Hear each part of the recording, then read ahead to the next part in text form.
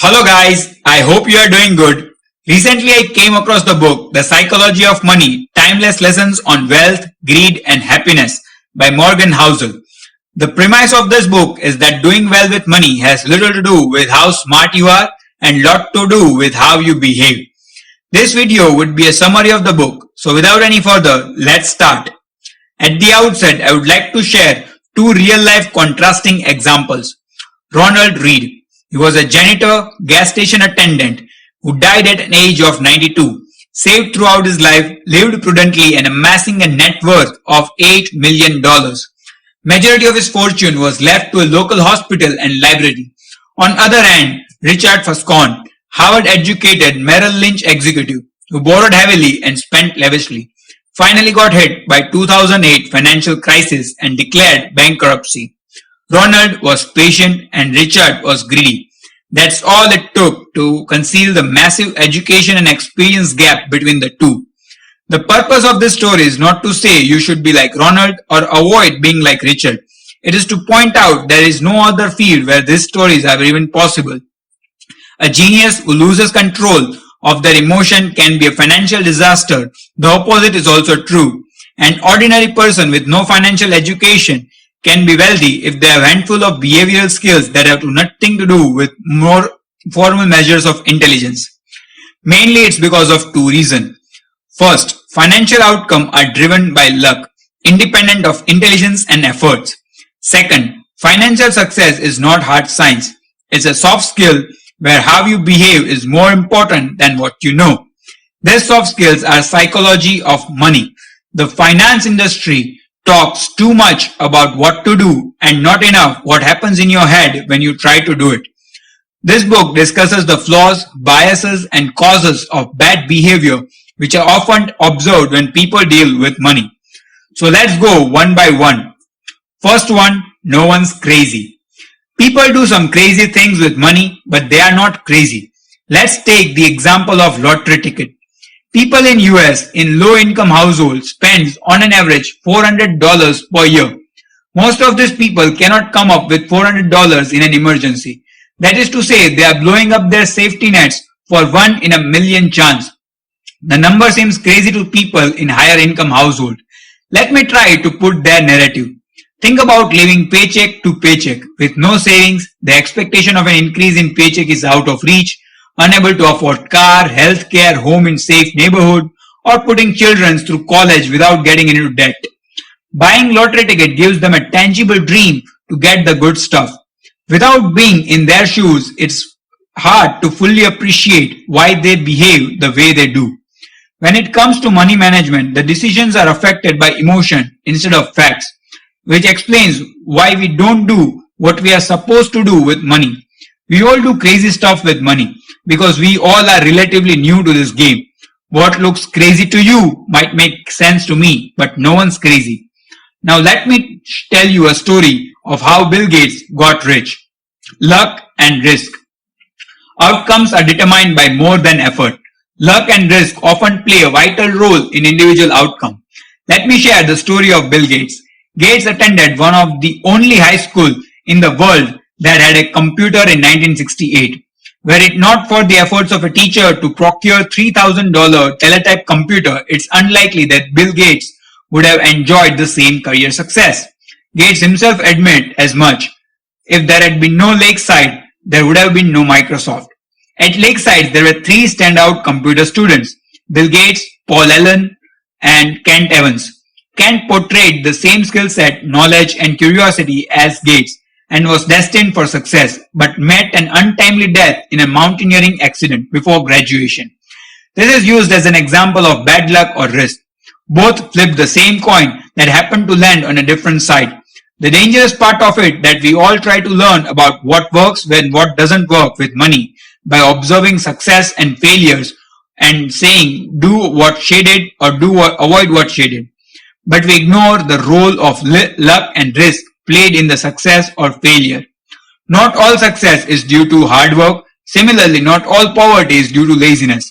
Keep this in mind while judging yourself and others. Therefore, focus less on specific individuals and case studies and more on broad patterns. Now let's check out the story of a man who kept pushing his luck.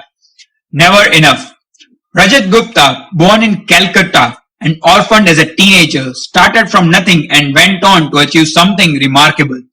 CEO of McKinsey, took roles at UN and World Forum, he partnered on philanthropic work with Bill Gates, and he also sat on board of directors on 5 public companies and an estimated net worth of $100 million as on 2008. An annual return of 5% generates almost $600 an hour, 24 hours a day. He could have done anything in life, but by all accounts, what he needed was more. To get more, he took higher risk, resorted to unfair practices, and was later on caught in securities fraud. He brought ruin upon himself because he was greedy and didn't know when to stop. The hardest financial skill is getting the goalpost to stop moving. But comparing ourselves to others is often the culprit. Capitalism is good at generating both wealth and envy, but social comparison is a process without end. There is always someone higher up on the ladder, so one has to be satisfied with what he or she has. The only way to win is to refrain from playing the game. Good news that the most powerful tool for building enough is remarkably simple and doesn't require taking unnecessary risks that could be harmful. That's the next part. Confounding compounding. IBM made 3.5 megabyte hard drive in 1950. By 1960s, things were moving into few dozens megabyte. By 1970, IBM Winchester drive held 70 megabytes. Then drive got exponentially smaller in size with more storage. A typical PC in 1990s held 200 to 500 megabytes. In 1997, Apple iMac comes with an 6 gigabyte hard drive. 2003, 120 gigabytes. 2006, 250 gigabytes. 2011, 4 terabyte. 2017, 60 terabyte. 2019, 100 terabyte hard drive. Now put it all together. From 1950 to 1960, we gained 296 megabytes. But from 1990 throughout today, we gained 100 million megabytes. In 1950, if one could have predicted the storage could increase 100 times or 10,000 times, but in reality, it increased by 30 million times. Linear thinking is much more intuitive than exponential thinking. If I ask you to calculate 8 plus 8 plus 8 plus 8 plus 8 plus 8 plus 8 plus 8 plus 8 in your head, you can do it in few seconds. But if I ask you to calculate 8 times 8 times 8 times 8 times 8 times 8 times 8 times 8 times 8, your head would explode. This is the same thing behind Warren Buffett's fortune. He wasn't just a good investor. He was a good investor for 75 plus years. His skill is investing, but his secret is time. Good investing isn't necessarily about earning the highest return. It's about earning pretty good return that you can stick with, which can be repeated for the longest period. That's when the compounding runs wild. The opposite to this, earning a huge return that can't be held on to, lead to some tragic story. We'll say that in next part. Getting wealthy versus staying wealthy. There are many ways to get wealthy, but there is only one way to stay wealthy. Is through a combination of frugality and paranoia. Getting money and keeping money entirely different things and require entirely different mindset and strategies. Getting money requires taking risks, being optimistic and putting yourself out there. Keeping money requires the opposite. It requires humility and fear that what you have made can be taken away from you just as fast. To stay wealthy, one needs to have a survival mindset, that is to aim to be financially unbreakable, that would allow us to stick out wings in the market when stay in the game long enough for compounding to work its magic. Be optimistic about the future, but paranoid about the obstacles to your success. Staying wealthy has a lot to do with spending. That's the next part. Wealth is what you don't see. Someone driving a $100,000 car might be wealthy, but only data point you have about their wealth is that they have $100,000 less than what they did before they bought the car. Wealth is a financial asset that haven't been converted into stuff you see. When people say they want to be millionaires, what it means is they want to spend $1 million. Spending $1 million is literally the opposite of being a millionaire. Difference between wealthy and rich. People who live in big homes, drive fancy car, people with big income are rich. They display the fact that they are rich, but wealth is hidden. Wealth is the income that is saved, not spent. Wealth is the optionality, flexibility, and growth. Wealth is the ability to purchase the stuff if you need it to. Room for error. The best plan is to plan for things not to go according to your plan. Margin of safety, you can also call it room for error, is the only effective way to safely navigate a world that is governed by odds and not certainties. It is impossible to prepare for or anticipate what you cannot envision. For example, COVID-19. If we take a step back, no one could have imagined COVID.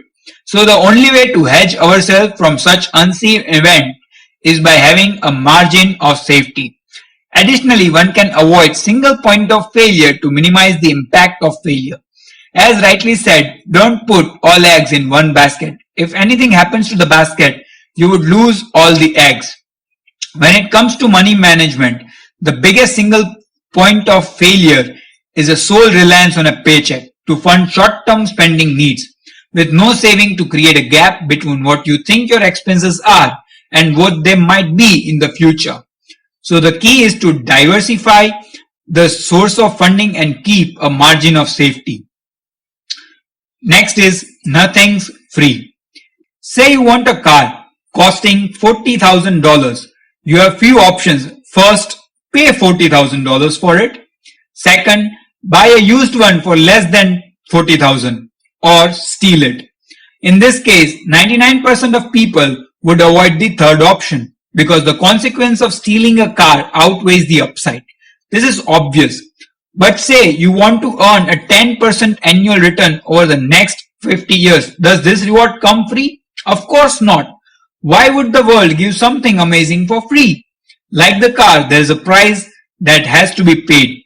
Successful investing demands a price, but its currency is not dollars or cents. It's volatility, fear, doubt, uncertainty, and regret, all of which are easy to overlook until you are dealing with them in real time. When you invest in long term, you need to be willing to accept the short term market fluctuations and stick with the process for compounding to work. Now let's put all together.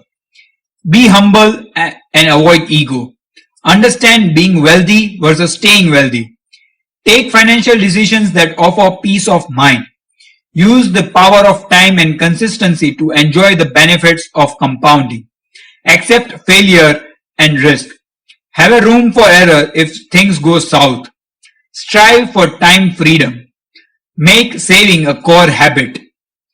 Be prepared to pay the price required for successful outcomes because nothing's free. And finally, define the game you are playing, that is your financial goals or personal goals. I hope you found this video helpful. If you want to read the book, can I request you to buy it through my Amazon affiliate link? I would get a small kickback if you purchase it from my affiliate link. I would put the link in the description for quick navigation if you are interested. Thank you guys for watching this. If you like this type of content, please give a thumbs up. If you have any questions, suggestions or feedback, share it in the comments below and I will respond them as soon as possible. Share this video with your friends and family who you think should watch this. Subscribe my channel and hit the bell icon to get an instant notification as soon as I upload my next video. Thank you for your time guys. Bye.